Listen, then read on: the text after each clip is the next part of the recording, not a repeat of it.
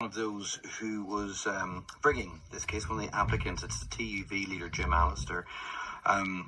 You're very welcome to the programme, Mr. Allister. The judge essentially said that the way things stand, the Northern Ireland Protocol is the will of modern politicians, today's Parliament in Westminster. You wanted British parliamentary sovereignty, and you got it. Well, I think you're being mischievous in saying that. The reality is the judge made a number of significant findings of constitutional import. He said that the protocol was incompatible with Article 6 of the Act of Union, which guarantees unfettered trade between and within the United Kingdom, and therefore he had to resolve that conflict.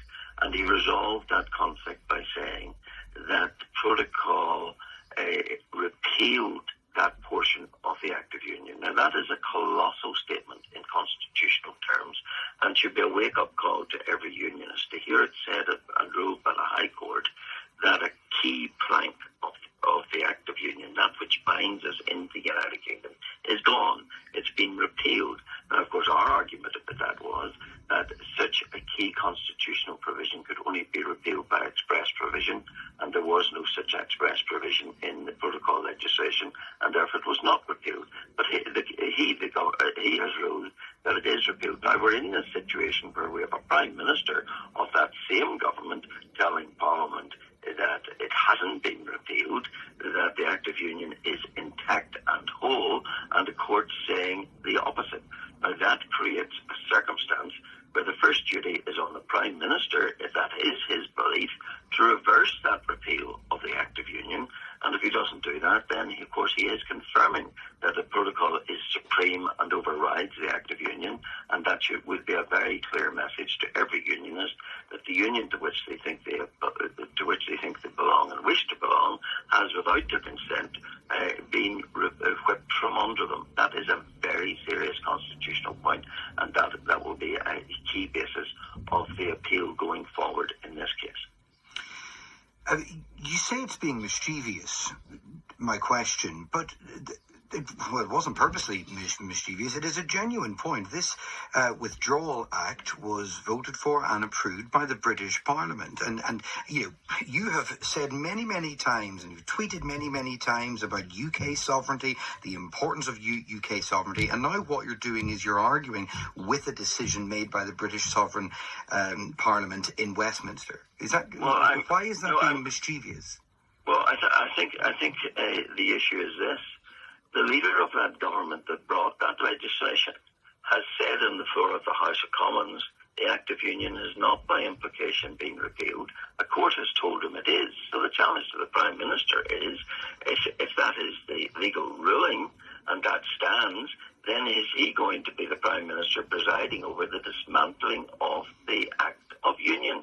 He having claimed it isn't being dismantled but being told by a court it has been. That's an issue for the Prime Minister. It's also an issue for everyone who believes in the Union. If without your consent, behind your back, unknown to you, the Act of Union can be repealed. And that's why I've always described the protocol as a union dismantling instrument, and so it is. And the case today brings a very clear focus on that and should bring home to everyone who's in the governmental office in Northern Ireland and who's implementing the protocol that they're now complicit in the dismantling of the very Act of Union to which they swear allegiance. Yeah, so, it is a very critical issue. I mean, Stephen Farry, the MP, was pointing out today that Northern Ireland itself wouldn't exist without a 1920 Government of Ireland Act, which had superseded the 1800 Acts. No, it didn't supersede it. Others left the Union, but it left the Union intact for those who remained. And those who remained were the people of North and the territory of Northern Ireland, and they remained on the basis of the 1800 Acts of Union, which guaranteed in Article 6 this unfettered trade that has now been taken away from us.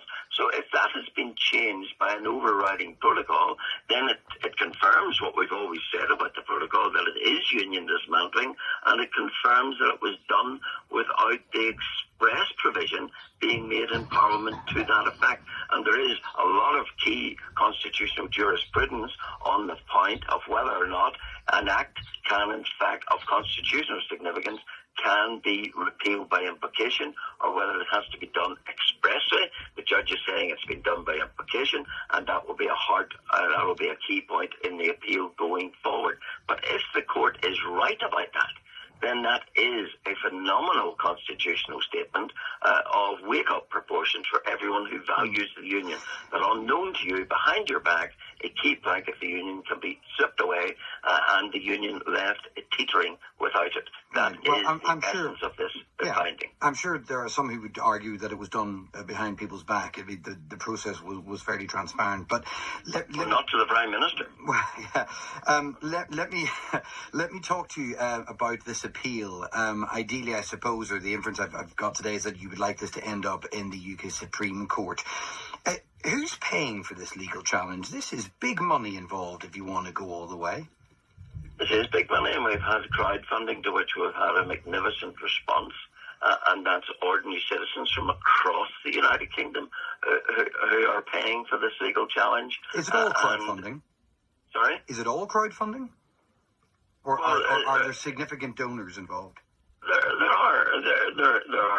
There's a significant crowdfunding, and there have been individual donors, myself included. But have there been significant donors involved?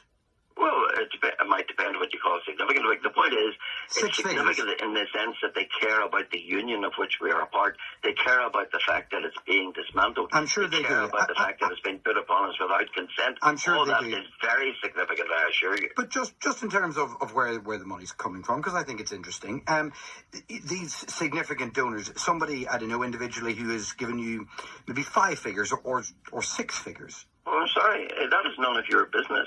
The key point is none of this is coming out of the public purse. The public purse is not paying for this legal challenge.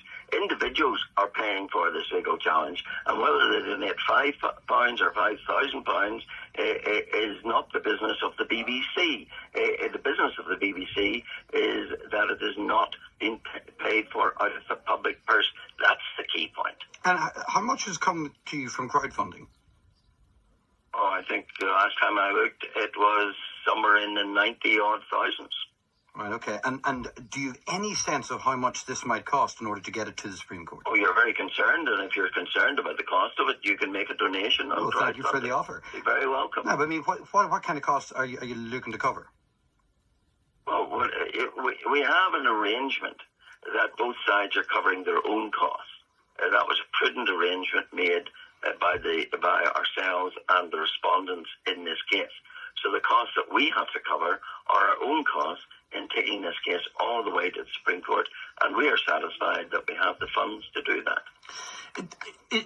Is this element the only issue where you feel you have grounds for appeal, or will you appeal other elements of this judgment? We will appeal other elements, because there was also a very important ruling by the judge that the so-called consent guarantee of the Belfast Agreement only extends to the final lowering of the Union flag in Northern Ireland, that you can take Northern Ireland to the point where you're just at the point of completing the expulsion of Northern Ireland from the UK without consent.